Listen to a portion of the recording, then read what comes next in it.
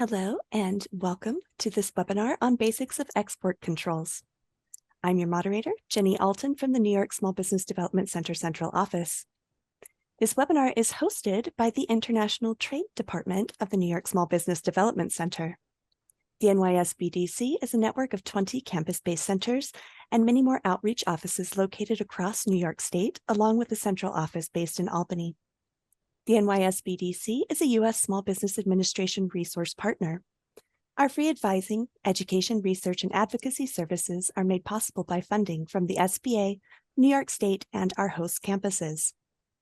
We have a great lineup of presenters for you today, including our own Dr. Mercedes Sanchez-Moore, Carrie Baker-Scott, who is the Senior International Trade Manager with Global New York, and our featured presenter, Robert Leo, who is a partner at Meeks, Sheppard, Leo, and Pillsbury. So you know, we are recording today. We will share links to a PDF copy of the slides and the recording in a follow-up email for you. Attendees are muted and will not be on camera. Your chats will only be visible to me and our presenters. If you have any questions during the presentation, please don't hesitate to type them in the Q&A box as they come up. You can open Zoom's Q&A box from the Q&A button at the bottom of your Zoom window. We will address these questions in a Q&A session after all of the presentation materials. And with that, I will turn the time over to Dr. Sanchez-Moore. Thank you, Jenny, for your kind introduction, and welcome everyone to our Basics of Export Controls webinar. I'm going to provide a bit introduction of the New York Small Business Development Center, our international trade program. The New York SBDC is a partnership of the U.S. Small Business Administration, SUNY, the City University of New York State, higher education institutions, and the private sector.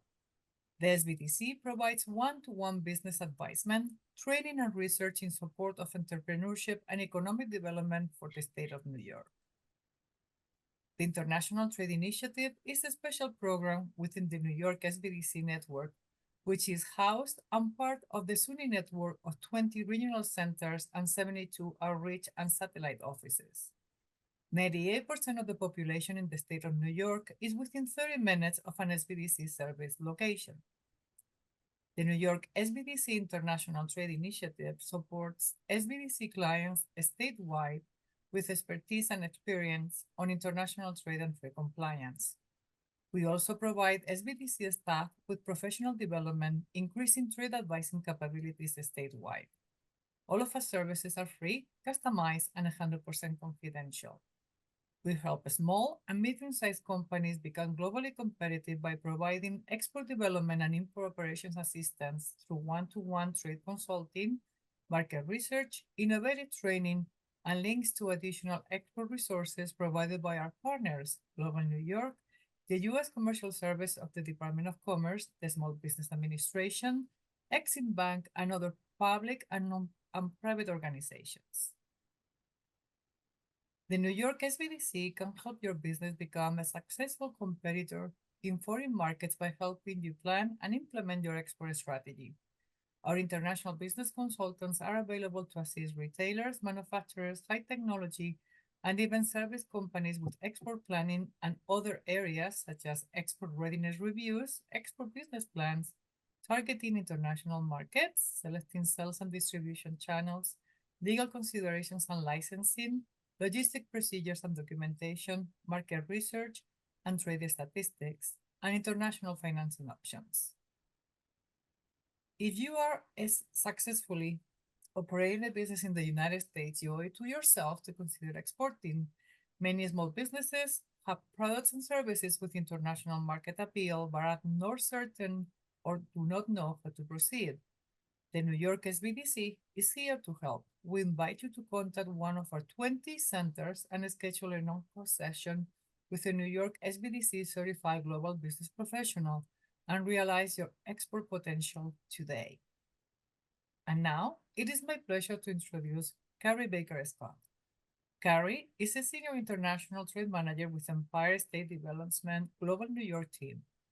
After an extensive career in economic development, she joined the Global New York team to assist companies with their global sales and marketing efforts.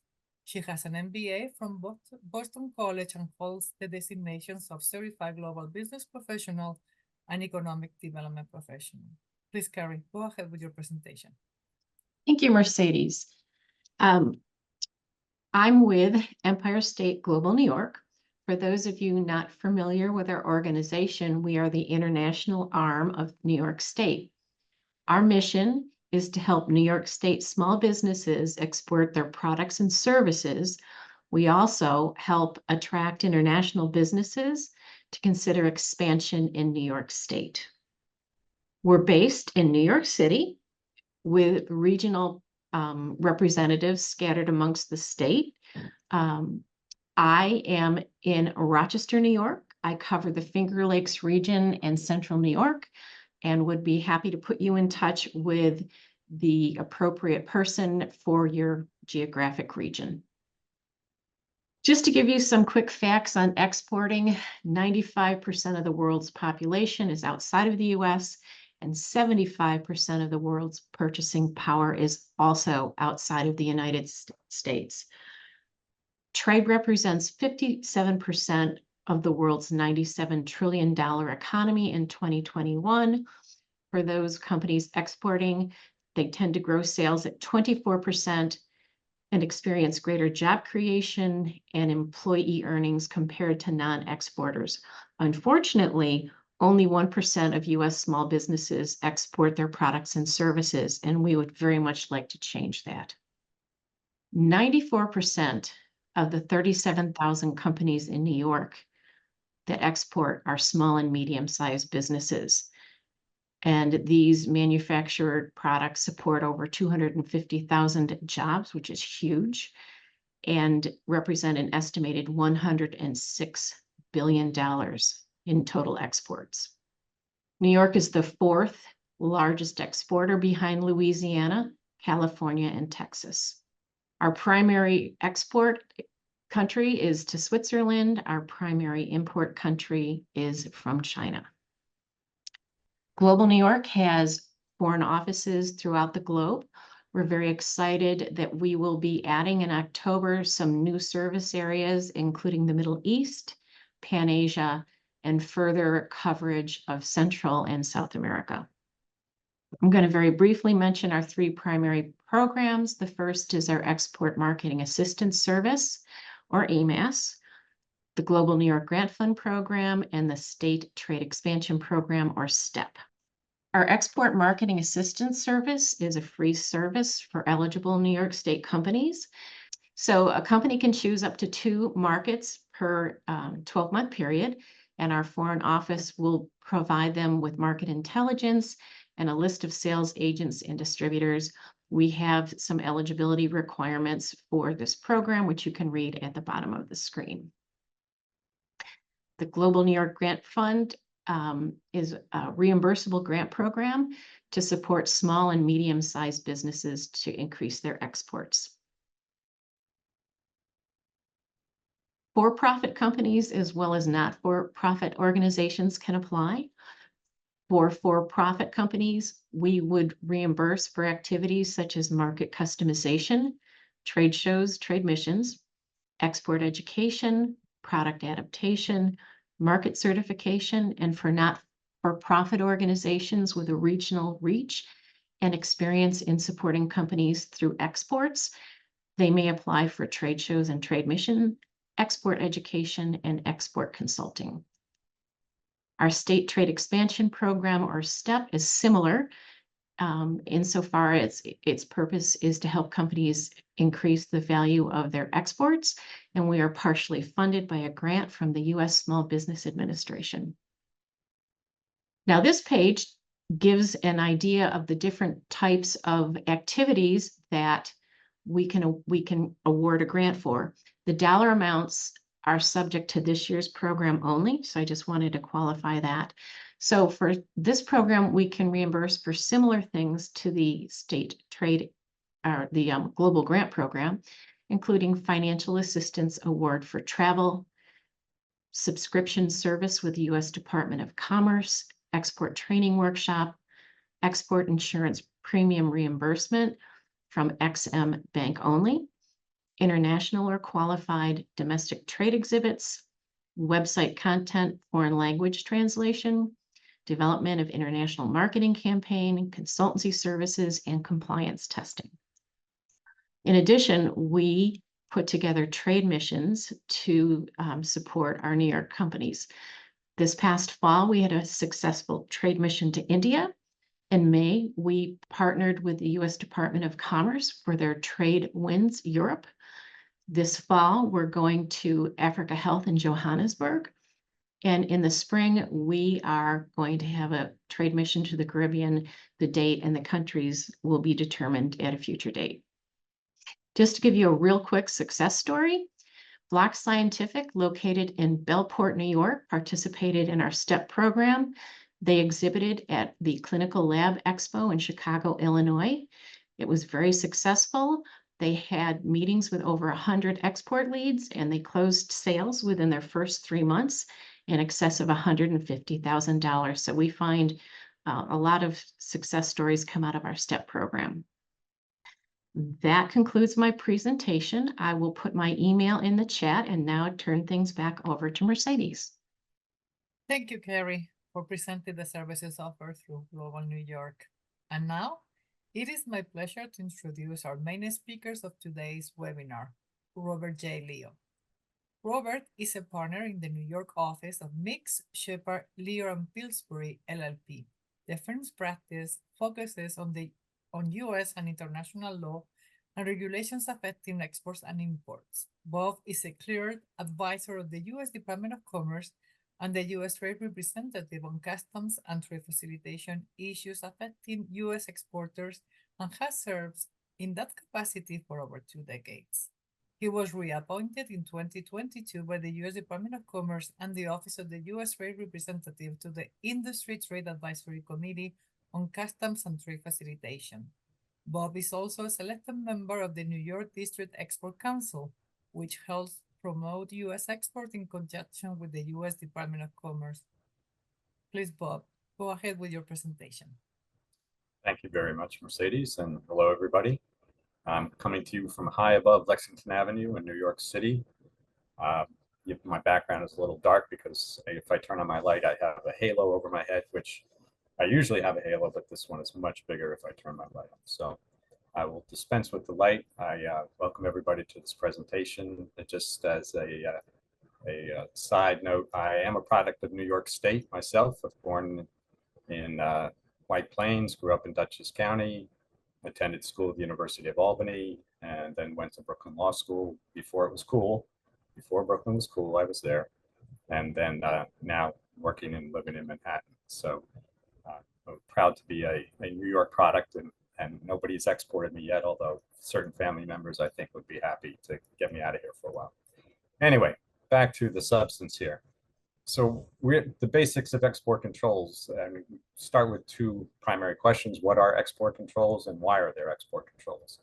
Well, export controls we'll be talking about today, what they are, but basically they are restrictions, requirements on what can be exported out of the United States without a license, with a license, and the basics of how to export as well. That goes into controls as well. Why are there export controls? Well, as you've seen over the last 2 years with Russia, there are export controls for a whole host of reasons, primarily now national security, security of other countries. There are restrictions with China, as you know, not total embargoes like there are with Iran and North Korea, but there are restrictions to China to prevent high-tech products from going to China that the U.S. develops and preventing them by saying they need a license to go there and whether or not that license will be granted. So export controls exist for U.S. national security purposes, but also for economic purposes in the United States. Next slide, please. So what can be exported? Commodities, software, and technology. So everybody's familiar with what a commodity is, no problem. Everybody knows what software is and technology. Those are all categories that are subject to export controls. Let's put it that way. So next slide. What's subject to U.S. export control laws? A U.S. origin product, that makes sense. What a lot of people don't know, if you have a product imported from another country, say you import a product from Switzerland or China, you have it in the United States, then you decide to send it, a product from China to Europe. That's subject to U.S. export controls, even though it's not a U.S. origin product. If another example, it's exported from the United States to the UK and then re-exported from the UK to or tries to go to Russia, that re-export is also subject to U.S. controls, export controls. Again, even if it's not a U.S. product. And then if you export to the UK and your customer in the UK sends that to somebody else in the UK, that is also considered a re-export or a transfer, and that is also subject to U.S. export control laws. The types of products that are generally not controlled, and by control during this presentation, I mean subject to licensing requirements, are food, clothing, periodicals. Those are usually unless there's a total embargo, for example, with Iran or North Korea, and basically 90% embargo with Cuba. These are the products that can go to these other countries without U.S. export controls being involved. You still have to, you don't need a license, you don't have to deal with the export control agencies per se, but you still have to follow correct export procedures, which we'll get into a little bit later on. Next slide, please. So the reason you're hearing from a lawyer, and I tried not to be scary by putting on a jacket and tie, but there will be some scare factor here because it's legal. All the exports from the United States are governed by laws and regulations. These are the agencies involved. People forget about the Census Bureau, but it's often the tail wagging the dog. You have to have the proper information for census, otherwise you can get fined. U.S. Customs and Border Protection, they don't only do imports and immigration, they enforce the export laws of the United States for these other agencies. You have the Department of Commerce, the Bureau of Industry and Security, formerly known, and when I started dealing with exports, it was the Bureau of Export Administration, which had a cool BXA moniker. Now it's Bureau of Industry and Security, or BIS. The Department of State, is the Directorate of Defense Trade Controls. Department of State, and then the Defense Department works with the Department of State because for some reason, and I don't have the history on this, but the Department of State is the one that controls the export of defense products and military use products, not the Defense Department, but the Defense Department weighs in obviously heavily in that area. Next slide, please. So I'm not going to read all of these for you because you'll be sleeping by the end of the second slide. But these are all the legal regulations, the citations. Again, because I'm a lawyer, you have to give citations in the presentation, otherwise they take away your license.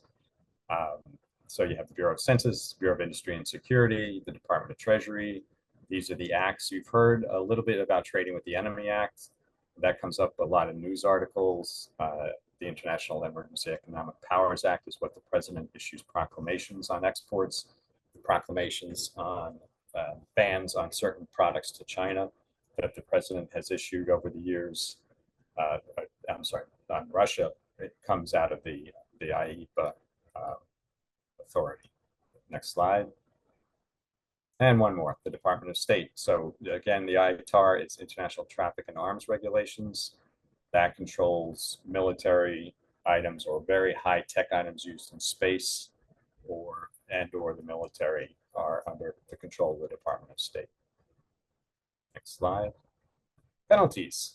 I added the gulp because it's a big gulp. Why do I put this at the beginning? Because this is important to scare your companies, scare you if you own your own company, scare your companies if you're an employee and you're in charge of exports. You need to know what the penalties can be because they are substantial and they're increasing. So there are criminal penalties, there's imprisonments, that's been, it's almost every month that there's another lawsuit brought by the Department of Justice to put somebody in jail for trying to evade the Russian export sanctions or the restrictions or the Chinese restrictions. Penalties can be $1 million or more, regardless of the value of the product. You can lose your export privileges completely, and companies and individuals have done that. There's a denial list, temporary denials, and total denial, where they cannot export from the United States. And you can be banned. There are sanctions put on, say, foreign companies. An example is President Putin. He is an individual that is banned by the United States, and hopefully none of you are dealing with Putin at the moment, but you are technically and legally banned from doing that. And there are penalties if you break any of those requirements. Next slide. So we'll go through these quickly, but census, these are give you an idea of the violations. So again, census AES is the automated export system filings.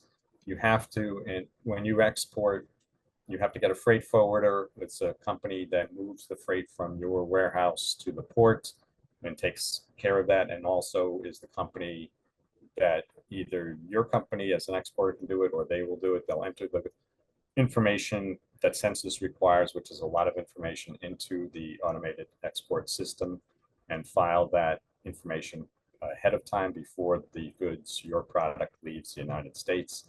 If it's incomplete, if they make a mistake, they can get fined, but a lot of the times the exporter gets fined. And this doesn't seem like a lot of money, but it can add up. Not to exceed per violation 1,696, or the maximum. And you notice these odd numbers in the next couple of slides as well, because I think about 5-6 years ago, Congress decided that they would adjust the penalties for inflation. So every year, based on the inflation rate, the penalties go up. It used to be a flat $1,000 or $1,500. Then it's inflation adjusted, and it used to be $15,000. Now it's $16,971. So next slide. BIS, so Bureau of Industry and Security, civil violations. These are substantial. This is per violation of 353,000 plus. That's per violation. So if you export one item, you only have one item in your inventory, one item that you make or your company makes, and you export it once, it's one violation. If you have one export, but 10 of those items go out on that one export, that's considered 10, that can be considered 10 violations. So that multiplies, this 300,000 plus multiplies very quickly. Criminal penalties can include up to 20 years of imprisonment and up to $1 million in fines per violation, or both. And in a lot of the cases, there are both civil penalties, and if in a recent case where two people in Brooklyn were convicted of trying to evade, or actually evading the sanction of the restrictions against Russia and shipping products used in weapons to Russia, they were hit with civil penalties and criminal charges, and they're going to spend some time in jail, as well as owe millions of dollars to the U.S. government. So you want to take these seriously, and again, that's why I put it up front. And denial, a temporary denial order or permanent denial order. This is language directly from BIS. I'll let you read it at your leisure, either now or when you get the slides.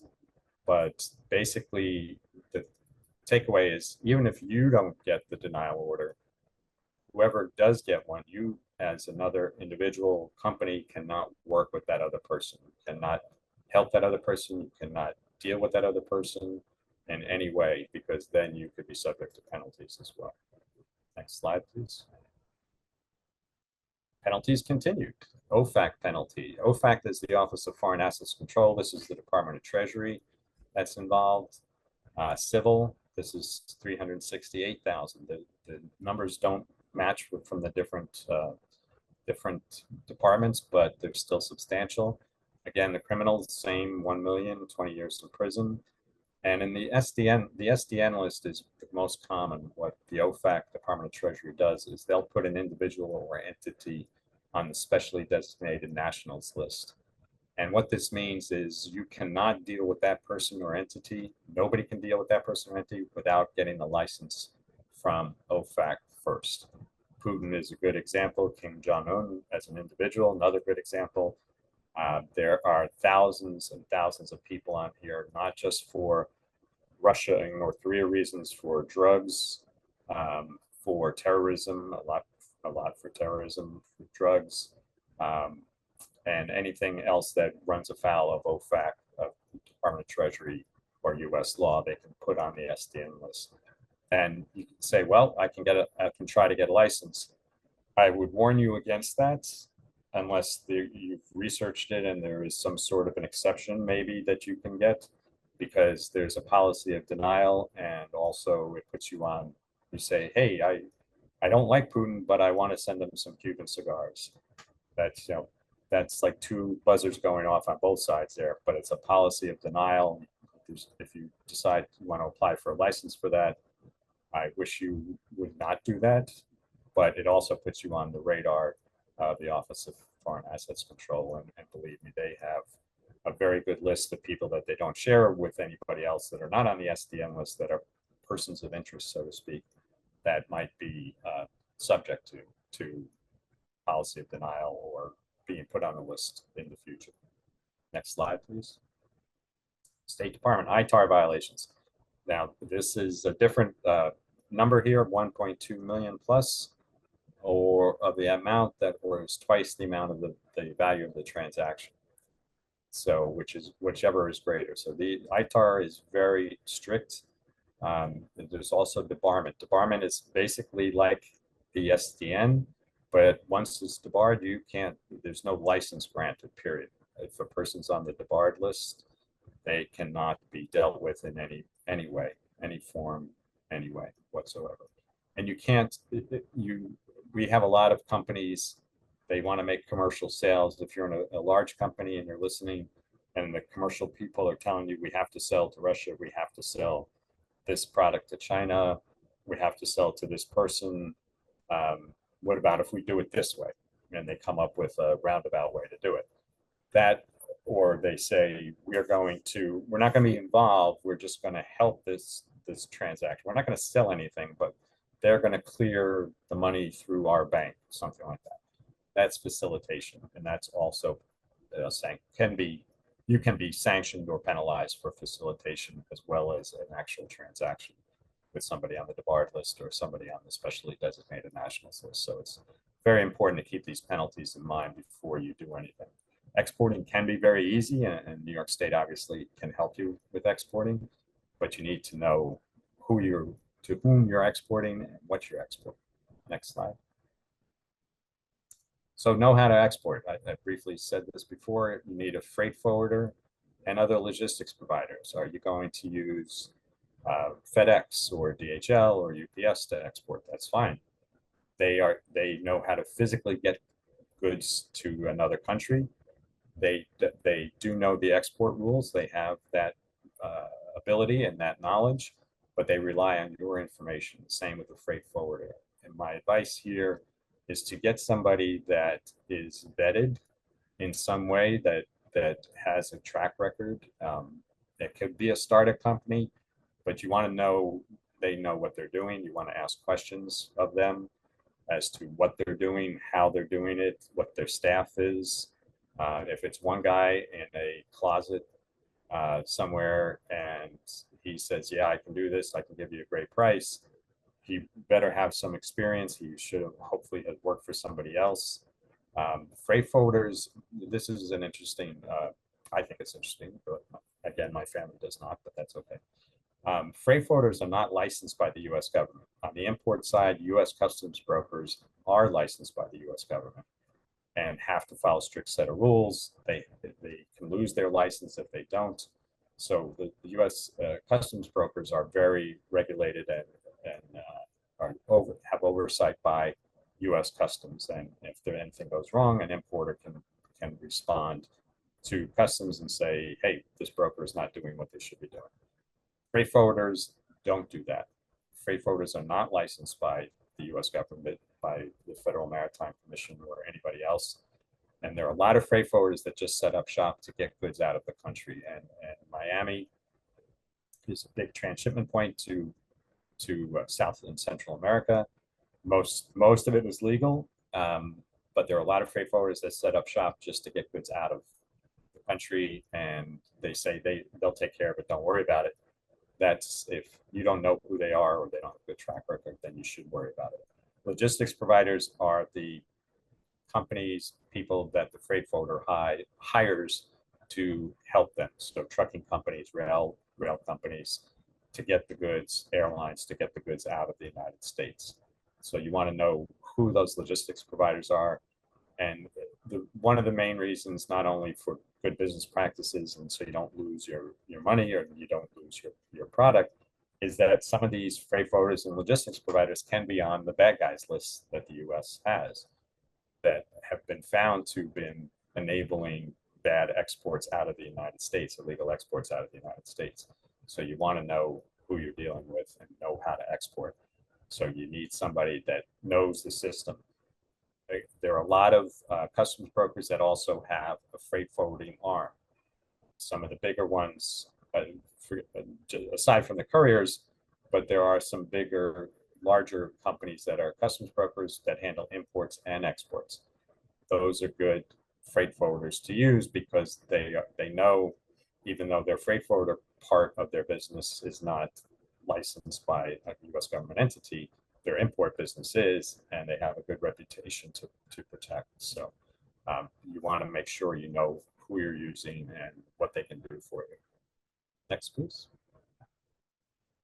Know your product. Okay, this is very important, obviously. You know your product, but you need to know what category fits in for export control purposes. Is it high tech? Is it low tech?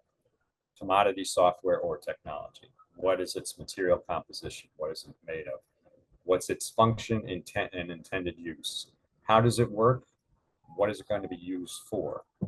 You need to, if somebody orders your product and you say, you know, this, they say where you're going to ship it, and they're shipping it to a country that does not have, yours is a high-tech product, they're shipping it to a country that is not known for high-tech industry, that can be a red flag.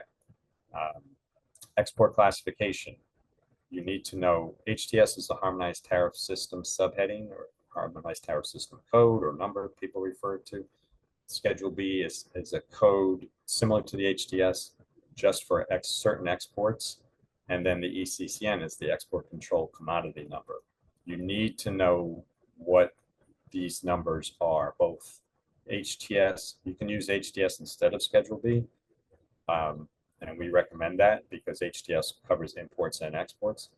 But you have to have the HTS and or Schedule B and an ECCN, export commodity control number.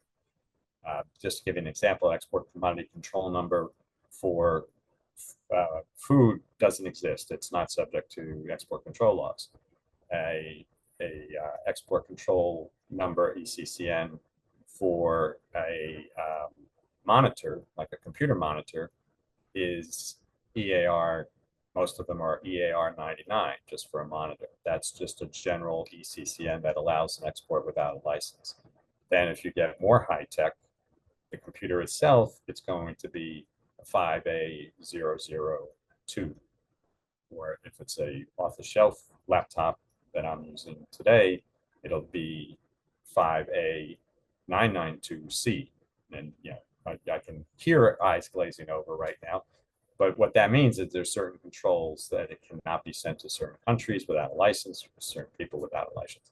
So you really need to know what it is you're exporting so you can give the proper information to your freight forwarder. And also, so you know you're classifying it correctly for the U.S. Customs Service and for the agency that has control over your product, whether it's BIS with the ECCN or it's ITAR related military use for the State Department that has another set of numbers attached to it. Next, please. So this gets a little interesting. Know your transmission method. Is it a physical shipment? Okay, that's it. That's pretty straightforward, right? Upload or download. A lot of people don't realize this, and I'm a co-chair of a trade committee for the New York State Bar Association, and it's all lawyers that we talk to, and sometimes we just give presentations to the other lawyers. And you say, did you upload a software program? And where did you upload it from? And they say, well, I uploaded it from Europe, from Germany. Well, that's an import, although it's not subject to anything. We'll probably do another seminar on imports sometime later. But say it's reversed. You export, you send the software program over, you download it to a company in Germany. And your software program is what your company makes. That is an export. If you download it not download it, but if you send it via email, you attach it via email, that is an export. And I'll give you a couple of examples when we get to the next slide, where this comes to light a little bit better. Next, please. Know your destination. Is there an intermediate shipping point? Where is it going through? Since you need to know every entity within your chain of shipping, is it being shipped to the UK and then to somewhere else in Europe just because it's a cheaper flight to get it to the UK, and then it can be put on the rail to Germany or to France? What is your intermediate shipping point? What is your final destination, obviously? And a shipment to a foreign national is also considered an export.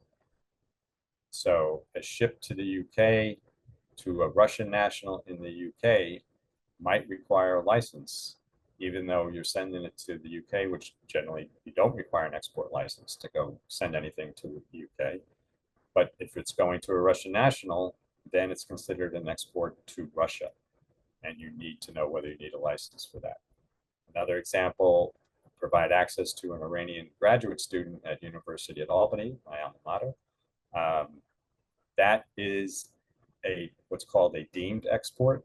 It's solely within the United States, but any person who is not a US citizen, green card holder, or an asylum grantee is considered a foreign national, and that is considered an export. And there was a case about a year or two before COVID. A professor at a university in Tennessee, I believe, he had an Iranian graduate student, and he was sharing high-tech information with this Iranian graduate student that should have, if it had gone to Iran, would have needed a license. The worst part is he knew about that because every university has an export control program in the university, although a lot of people are not aware of that, but they do.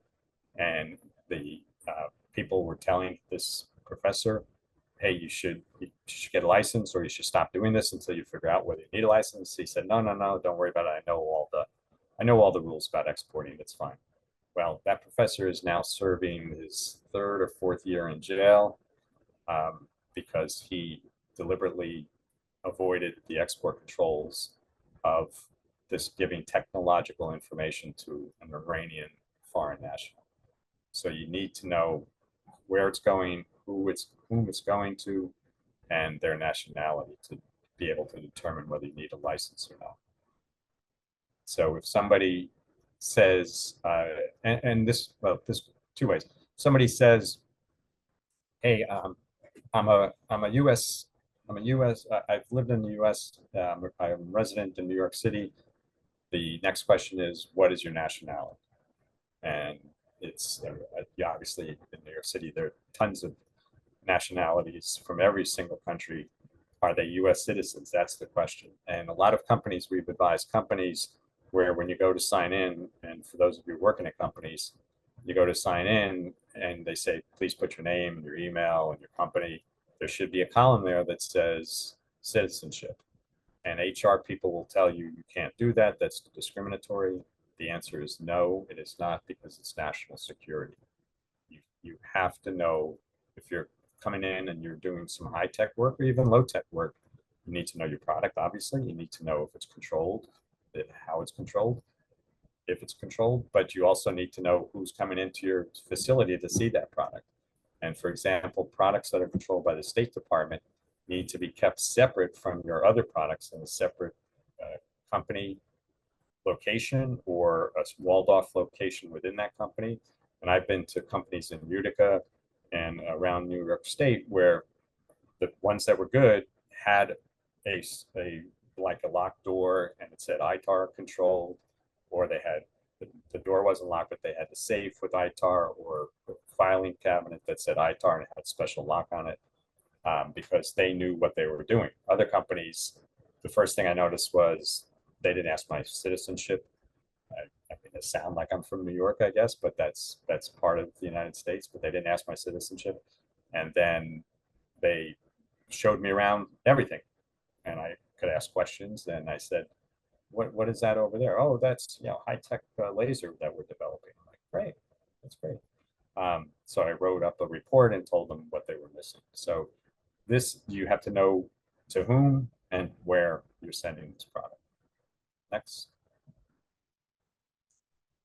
Is your company bad actor, company or person? We've already covered this. Check the list. So here's a link to the Commerce Department's the export screening list, which has all the lists together. It's very easy to use. We recommend that you use it yourself. If you're using a freight forwarder or broker, freight forwarder or courier, they'll tell you they use these, but you should use it first yourself and don't rely just on them, because they get a lot of packages and sometimes they don't check everything the right way. So this is a list that you should check. And we recommend you can check by country. You put in the person's name, you put in variations of the person's name, and we recommend you check the address also, because there's a lot of companies that the name might not match, but the address is right on, spot on. It's the same floor, the same street, the same zip code, everything. And then that's considered a red flag that you have to know about. So this is some free research for you to do. Next slide, please. So this is a checklist. What is the article? We've said most of these already. What's destination? What if it's being shipped from a location outside the U.S. to a destination country? That's an export. What's its export commodity control number? Software technology. Is it used by the military? This is important because a defense article, defense service, the next one is also because military now with China, especially with Russia, obviously, the military, if it's going to the military or military end user, which are the definitions of that, those two terms are getting much broader, but also China, if you're sending anything to use that can be used for making semiconductor chips that can go to the military or for military end use. So even if it's a chip that can be used in a whole host of products, but the end use, what you're shipping for is to go to the Chinese military or military end use, then that would require a license. Is it subject to a license exception? There are license exceptions available for certain products. So I remember I mentioned my computer with the ECCN number of 5A-D992C, which is mass market, meaning that's a license exception. I don't need a license if I can buy a Dell or a MacBook off the shelf. It has a control number. You need to know what it is, but you can ship it without a license because the license exception applies to that, but there's certain rules. Once it arrives in one country, for example, Dubai and Hong Kong are major transshipment points in a good way and also in a bad way.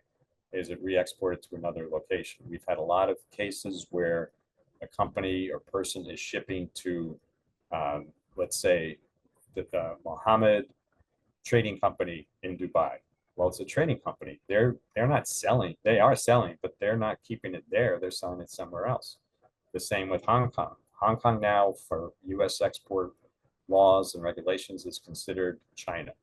So if you're shipping to Hong Kong, is it staying in Hong Kong or is it going to China? You need to know if there's an intermediate point. And two examples on this: arrives in one country and sends to another.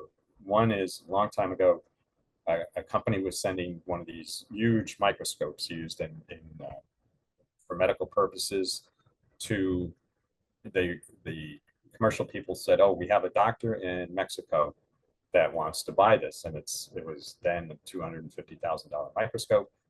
And the export person called me because he had some experience and he said, this doesn't sound right to me. I said, well, where's it going? He said, it's going to a doctor in Mexico, but we into it, and it's a clinic that he runs in his small little town on the east coast of Mexico. And I said, well, yeah, I'm glad you called. That's obviously a red flag. He said, yeah, obviously. What should I ask next? I said, well, ask what what this doctor in a small clinic is going to do with a $250,000 microscope. The answer was, oh, he's exporting it to Cuba. Not good, because we had the Cuba embargo back then, total embargo, and medical devices were embargoed. And this microscope could be used for more than medical devices. So they put a hold on it. They did not ship it to this doctor. It did not go to Cuba. Another example where it resulted in a client for me. I was approached at a conference by Inside Trade Council for this company. They said, I think we have an issue. We shipped something to our facility in Singapore a year ago. We just got it back with Arabic writing on it, and we translated the Arabic writing, and it said Tehran in the Arabic writing. What had happened was their distributor in Singapore had sent it. The distributor was not related to this company. It was one of their customers. The distributor shipped it to Iran, shipped their product to Iran. It came back, not through Singapore, but it came back to the United States for refill. So the people in Iran, and it turned out to be a hospital, which helped, but the people in Iran said, well, we need a refill. We're shipping this back, and shipped it to the United States. So that was a whole issue that they had to deal with. We helped them deal with the Office of Department of Treasury, but that's how they found out about it. They didn't know when they asked. They didn't know their distributor was doing this. When they asked the distributor says, I'm Singapore. I can ship to Iran. I can ship to wherever I want. And you have to be wary of that as well. So is it software technology? Again, those are things that are not necessarily you can hold in your hand. Is it provided to a foreign national in the United States? Again, that's a deemed export. Does your freight forwarder screen shipments? We already covered that. Record keeping, you have to keep your records for 5 years from the date of export, at least 5 years. So just so you know, everybody says, oh, that seems like a long time. Your business records, both for the IRS and the state of New York, you have to keep business records for tax purposes and business purposes for at least 7 years. Most major large companies have 10-year record keeping, but for imports and exports, it's at least 5 years, although OFAC, so the Department of Treasury, and I believe the Department of State just imposed under one of the acts that I cited before, a 10-year record keeping requirement. And the BIS, the Commerce Department, is going to follow that soon for certain records. So you need to keep your export records. That's what it means. Another practical tip is if you're using a freight forwarder or a courier, make sure they give you your export records after the export is made. They have to enter everything on the computer. They're going to say, well, it's not, we don't print out anything. We can't give you the records. They can print out those records. You have the legal right to these records. They know that. They just don't want to give them to you. So because it's just more work for them that they don't really get paid for. Make sure you get all your export records and you keep them, even if it's in a PDF or electronic imaging, that's fine, but at least you have them so you know what's exporting. This ties back to my warning about just using a freight forwarder that you don't know, and they say, don't worry about it. We have a customer contacted us. We're going to pick up the shipment from you. You don't have to worry because they're going to pay for everything. Everybody says, this is great. The freight forwarder is going to do everything for us. Guess who's going to be liable for that export? Not the person or company in the other country, because they're not the U.S. exporter. The freight forwarder is just an agent. They're not the U.S. exporter. They're going to use your EIN or IRS number to export that product. And that is going to put you as liable for whatever happens with that export. So hopefully that hasn't scared you too much, but it's important to know. The next slide, please. So we're coming to the end here. This is a quiz, and I know I can't see you or see your hands up, but we'll go through this. Shipment is picked up at your warehouse. What type of export is this? And I haven't covered this, but I briefly mentioned just now, actually, something about this. This is called a routed export. This is where you say, again, the freight forwarder, you make the contact with the customer. Customer's going to pay you, great, but they say, we want to use our guy in the United States to pick up the goods from your warehouse, from your site, and get them to us in South America. Okay, great.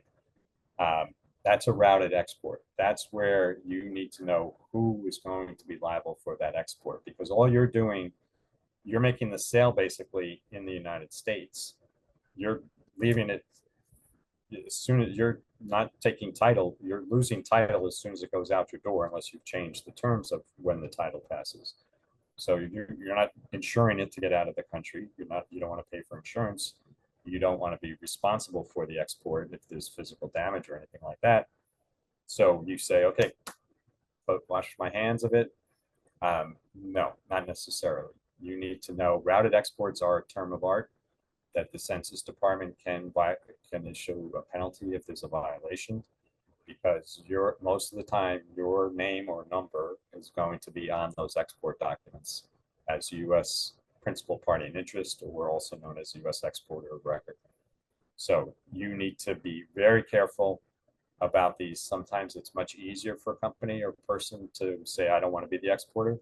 That's great, but you have to make sure that you're not the exporter. So that's the answer to that one. You already covered this. You sell your product to the United States to an Iranian national located in the United States. Is this allowed? The answer is, could be. Do you need a license? Depends on what the product is. Again, know your product. If you don't need a license, then it's allowed. You sell, if your product is a food product, you don't need a license, not covered by the export regulations. If it's something more high tech than food, then you do need a license because it's an Iranian national, and then you have to go through the Department of Treasury. And it's considered a deemed export from both the U.S. From the Commerce Department's view, as well as the State Department's view, if it's a military type of item, or a Commerce Department, OFAC, or the Commerce Department. So you need to know that. Yes, it can be allowed. You may need a license. We covered this. Your company downloads software to a company in Ukraine. Is this an export? Well, we already covered this. Yes, download software to anywhere outside the United States. That's considered an export. If so, do you need a license? You need to know whether your software is controlled. Is it mass market software that can be bought off the shelf, or is it specially designed for something? If it's specially designed, not mass market, you would need a license, possibly to go to Ukraine, because Ukraine is not Russia, but you likely would get that license if a license were needed, as opposed to if you want to send it to Russia, then you wouldn't get the license. A lot of products to Ukraine have license exceptions now because of the war, and if it depends again on the software. So you need to know, yes, it's an export. Do you need a license? Maybe. Okay. You don't ship your product to a customer outside the United States, but you send them an email with the product specifications. Is this an export? It can be. It can be. Who did you send it to? What is their nationality? And based on their nationality, is a license needed? And we have another example of this, where a company, multinational company, U.S. subs of a German parent, have offices all over, or sites all over the United States. The head of one of their offices in the United States was German. That makes sense. That happens. But he wasn't getting the physical product. He was getting the email with the technology attached to it, and he could open the email. So it's not that he wanted to open every single email he received, because he was the president. He wasn't the tech guy, but he was literally getting the email with these specifications. They would have required a license if they were sent to Germany. He's a German national. It's a deemed export. They needed a license for him to send it, or they needed to block him from getting these emails.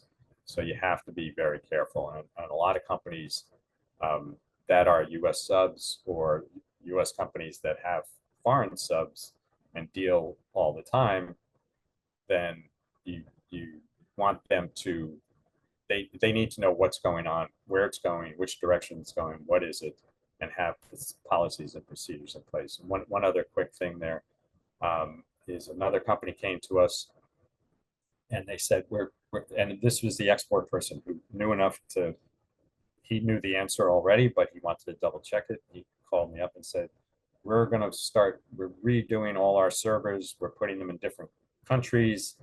And they want to know is if we put one in India, for example, do we need a license for our product? And they think it's fine. We can just put a server there. I said, well, what's going through the server? And he said, all the email in the world is going through the server. And they were going to put one in China also. And I said, well, and he was telling me what he thought, which was the same as what I thought. Who has access to that email once it goes through the server? Just going through a server is not a problem because it's routed through, no problem.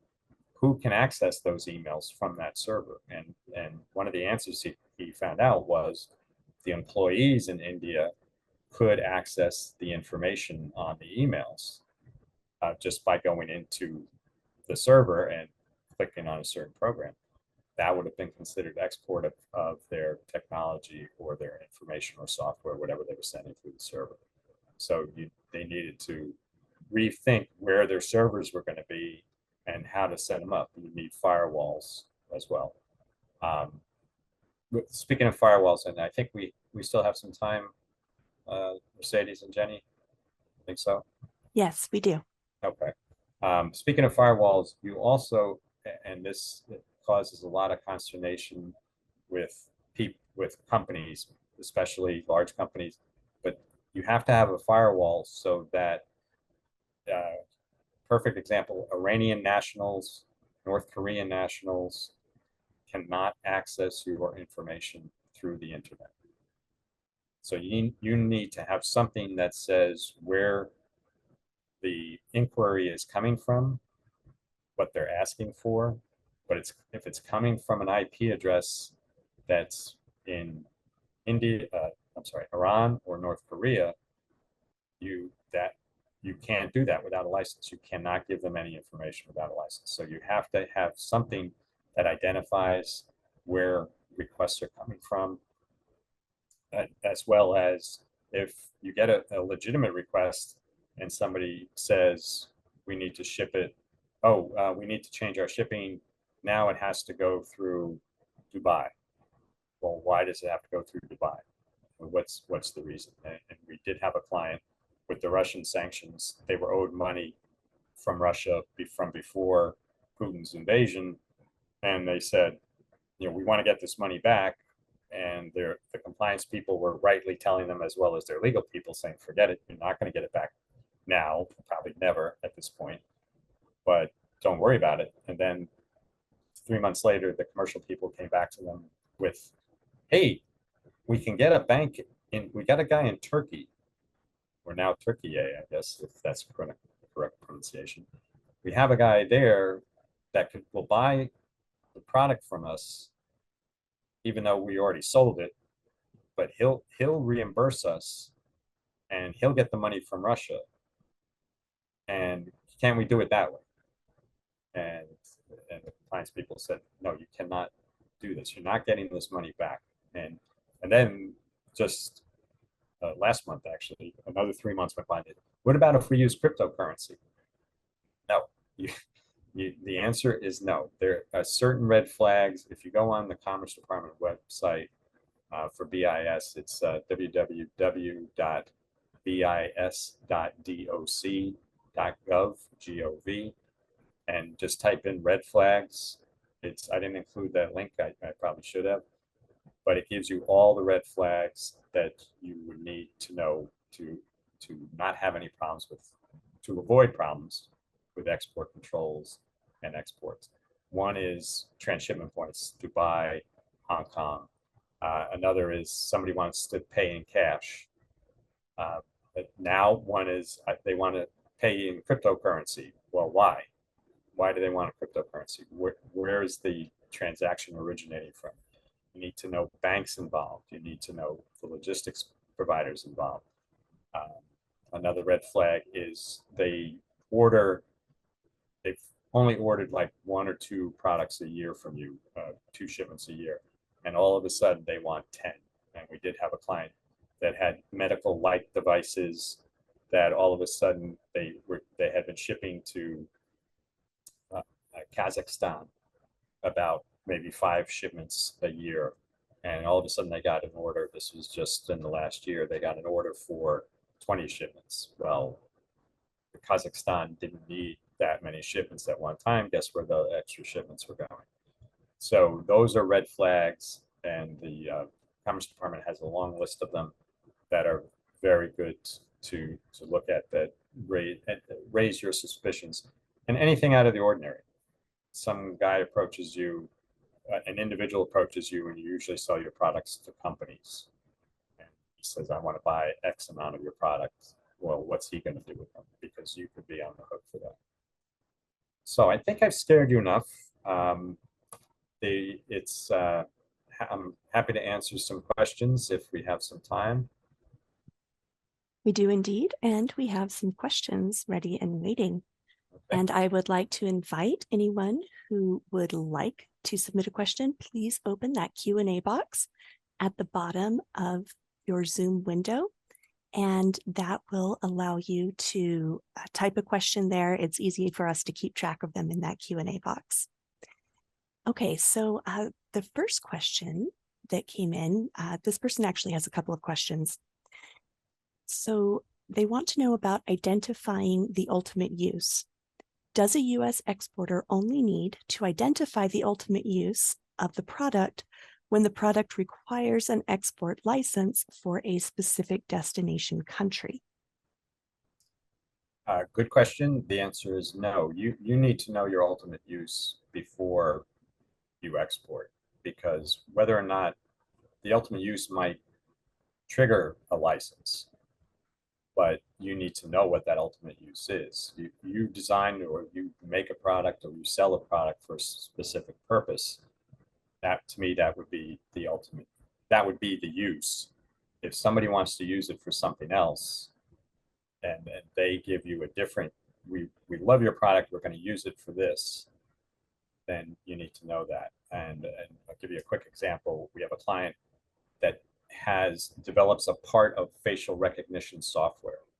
He doesn't develop the whole facial recognition software, but just a piece of it electronically. He has a software piece of that.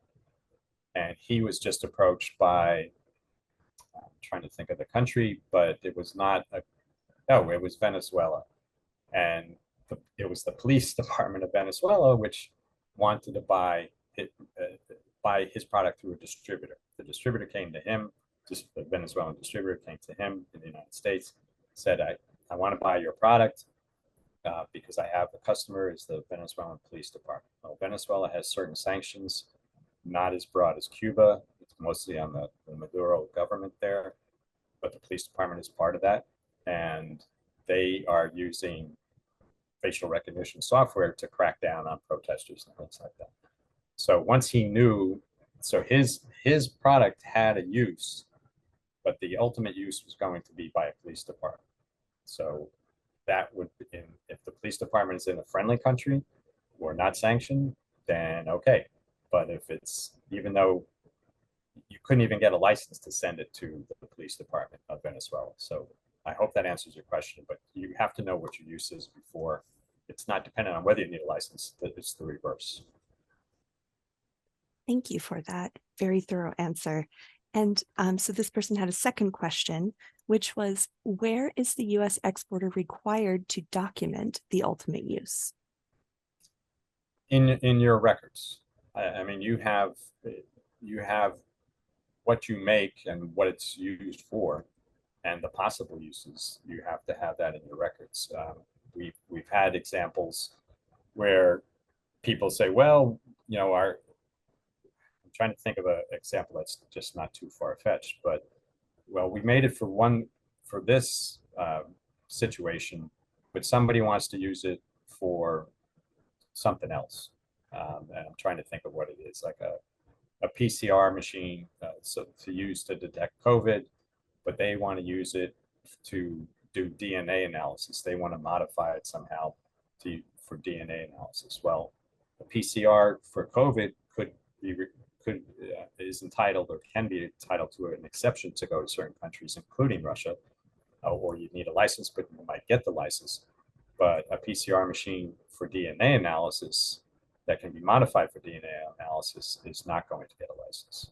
So it's based on what you come up with when you design the product, because let's put it this way, if you look at it at the reverse, if you ship something thinking it's okay and it gets to the country, fine, but BIS or State Department comes knocking at your door, then you have to be able to prove what was shipped and what it was used for. So if you developed it for one use and it's not being used for that use, and you know that the company was not going to be using it for the same use that you developed it for, that's a red flag that you should have been very careful. So you need to have what it's for and not change it. You can't change it with the wind based on the customer, unless it's something that can be changed with the wind based on the customer. The other thing, just talking about quickly, we still have some time, knocking on the door. So this is a favorite tactic of the BIS, especially. The State Department doesn't do this because they're too busy. OFAC is too busy to come out and visit you. But BIS has offices of export enforcement, offices of export enforcement in major cities around the country. They have one in New York City that handles most of New York, a little bit of New Jersey, Long Island. They don't go as far west as Buffalo. I think that's handled out of the Cleveland office. But anyway, they do visit people. They say, we just happen to be in the neighborhood, and it's 90 miles away. The one I'll give you a good example. The one in New York City is based on Staten Island, so they can get easy in and out to different areas. And I was at a conference, and we were sitting around a round table with the agent from New York who I knew, and he's a very nice guy, and he's very smooth. And he said, we're welcome, we're come and visit you anytime you want. We'll be happy to visit you and talk to you about export compliance. And two things about that. One, the guy he was talking to lived in Kingston, New York, which is 90 miles away from New York City. So they're not just in the neighborhood. And two, these guys carry guns. They are agents. They're not there it's like telling a state trooper, state trooper just shows up at your door, and you say, yes. And they say, well, we think you were speeding. And you say, well, my car's parked in the garage. What do you mean? If they're showing up at your door, there's something wrong. And we had another client that here in New York, that agent, and unfortunately they called me about a month after and the good news was nothing was wrong. But agents just showed up at their office one day and said, give us all your computers, give us all your information. You ship product through Hong Kong that ended up in Afghanistan. This was during 20 years ago, basically. And the guy said he complied with everything, but he didn't know what was going on. And he said, what's the problem? They said, well, your product ended up in Afghanistan. And he said, well, we shipped it to Hong Kong to be used in China. And what they were shipping was products that they were buying at discount off the shelf. So one was a Ronco fishing reel, and another was Jiffy Pop popcorn. And that's what ended up in Afghanistan. But BIS agents showed up, they took all the computer information, and finally it turned out that the distributor in Hong Kong, the trading company in Hong Kong, was the one sending it to Afghanistan. Our client knew nothing about it. But he also didn't make too many friends at the beginning, because he told the agents, once he found out that it ended up in Afghanistan, he said, do you think we're trying to kill Afghani soldiers by having them ingest popcorn? I mean, this makes no sense. We're not shipping weapons here. We're shipping popcorn and fishing rods. So it's the takeaway from that story, from those two stories, are if the BIS or any agent of the government and you're exporting calls your receptionist, calls anybody in your company and says, hey, we want to come out and do an export compliance seminar, you better have everything locked down before you do that. And the correct answer would be, that sounds great, sir or madam. Let me get back to you. And you talk to your in-house counsel, you talk to your CEO, whoever, and then you determine what's a good time. Don't let them just come and have the run of your place. Thank you, Robert. So I do want to say, please put those questions in the Q&A box. Keep them coming. We're glad to have these questions today. And also, I do want to remind everyone that you will get a link to the recording and the slides. I know we had a question come in about that. So yes, the answer is absolutely. We want to make sure that you have these materials to reference. So we will get those to you in a follow-up email in the next couple of days. Okay, so our next question, we have an attendee who wants to know about a license for farming equipment to be exported to the Caribbean islands. So do they need that? Yeah, good general question. The specifics would be necessary. In other words, which Caribbean island? Cuba is a Caribbean island. So the answer there would be, you definitely need a license. You might get it because it's farming equipment. Again, it also depends on what type of farming equipment. So the farming equipment can be very general. It can be very high tech now, from what I understand. So you need to know exactly what it is and what Caribbean island it's going to. Other islands other than Cuba, you do not need licenses for, but again, it depends on the product in general. I mean, it's hard to give you a specific answer there. Thank you. So our next question, is there ever a case where you would need a license for clothing? Yes, clothing is not under the control of U.S. export controls, technically.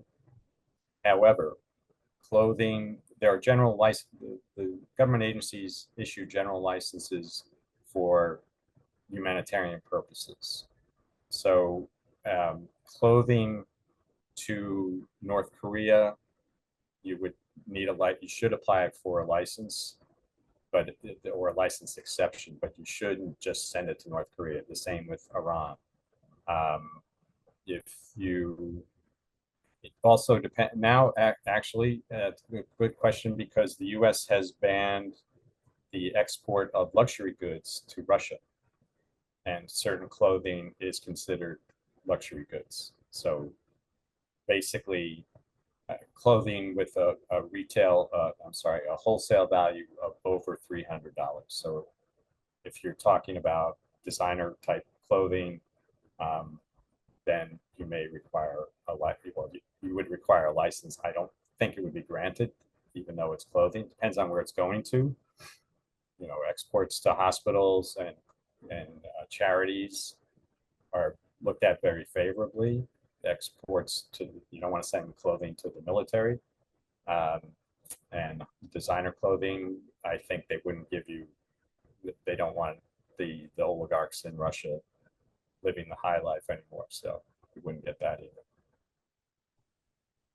Thank you. Our next question, what if you sell components that can be used in multiple ways? Is it sufficient to ask the buyer to sign an export compliance agreement and have the customer sign off that these components will not be used for military reasons or re-exported for military reasons? Yeah, that's a great question, and I'm sorry I didn't cover that. Yes, another good practice is to get an end user letter of assurance, it can be called, or an end user statement. You would need an end user statement for a license request, but even if it doesn't need a license, you need to know that your product is not going to be diverted for military use, military end use, that it's not going to be sent anywhere else to another party. And we do this all the time with exports to China that are allowed without a license. And license requests for Russia, we've done export license requests to Russia that have been granted, but you have to have anti-diversion statements, which are broader than just letters of assurance that it's not going to be sent anywhere else. A diversion statement is that you have a diversion policy in place. So that's the far or the most technical one that you can do for products going to Russia if you need a license. But in general, yes, a letter of assurance and user statement. You want to make sure, especially if your product has multiple uses, that it's not going anywhere else or being used by anybody else than the company you sold it to. And again, remember, if you're selling to a distributor who's a trading company or just a distributor, not necessarily a trading company, but a distributor for that country, you need to know who they're selling to, and that they're not going to want to give you the names of their customers, obviously, because they don't want to be cut out of the deal.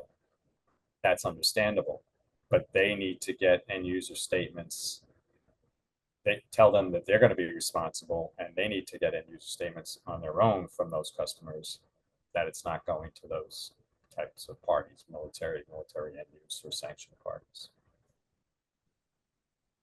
Thank you, Robert. And if anybody wants this contact info that is on the screen right now, make sure to snag it. I'm going to close our slides in just a minute so we can actually see Robert full screen while we answer the remainder of these questions. So go ahead and grab that here while we get onto our next question.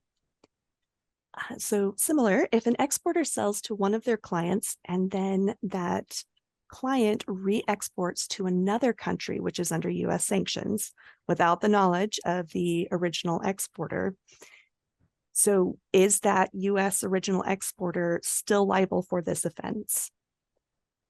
Good question. It could be. That was my example about our client that sold to a distributor in Singapore, and without the knowledge, the Singapore distributor sold it to Iran, and it ended up at a hospital in Iran, which helped mitigate the whole issue. So you're supposed to know. If you think of the government side, U.S. government side, they're the police, they're the enforcers, right? So you're supposed to know the rules. You're supposed to know where everything's going. That doesn't happen in real life, obviously. So the short answer to your question is yes, you can be responsible. The question is, how much information did you get up front? If you took all your due diligence, did all your due diligence the right way, had everything papered with a letter of assurance and everything, you're not going to get a fine or a penalty. But if you didn't do anything and you had an idea that it was going somewhere else, and there was an email saying, we may send this to Iran, or we may send it to somewhere else in Russia, then is that okay? Or just so you know, it's reason to know. So it's not actual knowledge, it's reason to know. Is there some reason or you should have known that it was going somewhere else? That's what the government is. Thank you. So does exporting commodities from Africa require the same regulations like China and Dubai? From Africa, depends on the country, and I'm definitely not an expert on different countries' export control laws. So I've learned a lot about EU control laws because of Russia, but I'm not expert on Africa. If it's to Africa, it depends on the country. Most of them, there are no embargoed country. Well, I take that back. Sudan, Iraq, Syria. Syria is embargoed. Certain persons in Iraq are embargoed. Sudan now is embargoed. That's certain, most, not every Sudanese national, but the government. So you need to know if it's going to Africa, you need to know where it's going. Okay, so we have a person with us today whose company was incorporated in the US, but the seller manufacturer is in Turkey and buyer in Guyana. This person is the middleman, and so they are interested in knowing how they can protect the benefits of this transaction that they are in the middle of. This is not a export control question. If he's talking about how to protect his financial gains. So please send me an email, and I will be happy to assist you with this type of question. Awesome. Thank you, Mercedes. not a, thank you, Mercedes. I'm not a financial expert, as my wife will attest to. So. And Mercedes, if you will drop your email into the chat, that would be great. I know you showed it earlier on in the presentation, but it would be great to have it there again. And I do want to remind everyone that earlier on, I dropped into the chat a link for signing up for advisement with the NYSBDC. The way that it works is you sign up for advisement with your local center, and then the local centers are able to work with Dr. Sanchez more. And so there is a link further up in the chat where you can click to find your local center and start that process if you want to get assistance on anything related to today's presentation, but just exporting in general. The SBDC is happy to assist. Right, let's see. So we do have one more question from the same individual about exporting diesel fuel. So they're interested in exporting, let's see. Oh, let's see, maybe is this an import situation, Mercedes? Exporting diesel fuel, oh no, to Guyana from the US. Yeah. So what can you tell us about fuel? I know what it is. Whether it's Guyana is not an embargo country. Fuel, I don't know. It could be subject to license requirements. I don't think so. I really can't tell you off the top of my head. I know that in the export control regulations from BIS, from the Bureau of Industry and Security, certain fuels are listed. If it depends on the type of oil or fuel that it is. If it's like motor oil for automobiles, I don't think you need a license, but I would have to look into it to give you a specific answer. Yep, I can come back over the email. It's the same person that asked the previous question, so. That would be great, Mercedes. Thank you. You're welcome. All right, and so I do want to remind everyone, and if Carolyn would like to come back on screen. So we do have emails in the chat for the people who have been a part of today's presentation. And Robert, if you want to drop yours there too, just in case anybody didn't grab it earlier, that would be fantastic. So if you have questions, you can get in touch with these wonderful presenters and ask those questions, because I know sometimes you're at the webinar and then things occur to you later on. So do grab those email addresses so that you can get in touch with these people to get some further information. And remember that we do have the link there in the chat as well for signing up for our no-cost, high-quality business advising services, and specifically international business advising services that our centers work with Dr. Sanchez more. And so in just a moment, when I shut down this webinar, we will have a feedback survey. We love to hear from our attendees, and this is a great way for us to find out what other topics you are interested in getting information about, how we can assist you. So if you have a few minutes to give us feedback on today's presentation, and then also tell us what else you're interested in learning about, that really helps us know what the small business community is looking for in our educational programming. So I will turn the time over to Dr. Sanchez Moore to wrap things up for us today, but just want to say my own thanks to Carrie and to Robert for joining us today. We appreciate you so much and the information that you've shared. Go ahead, Mercedes. Thank you, Jenny, and thank you so much, Robert, for that so informative presentation, as well as Carrie for sharing the services from Global New York. Thank you to all attendees to this webinar today. Our next program is going to be at Baruch College. It will be in person, and it's going to be focused on the country of Mexico. So pay attention to your emails, the LinkedIn, and all the social media from the New York SBDC We will have Robert very closely. We need to decide yet if it's gonna be October or November. We are gonna have another program on export compliance this time on how to create an export compliance manual to protect your company and your operations and do things right. We will also have programming on importing, so pay attention again to your email because we will be sending notification to everyone that attended today. And thank you so much, Jenny. You've been wonderful as always. I hope everybody has a great rest of the week. Great. Thank you, everyone. You're And thank you for our attendees. We appreciate your great questions. Thank you. Have a wonderful rest of your day. Bye-bye. Take care. Bye-bye. Bye-bye.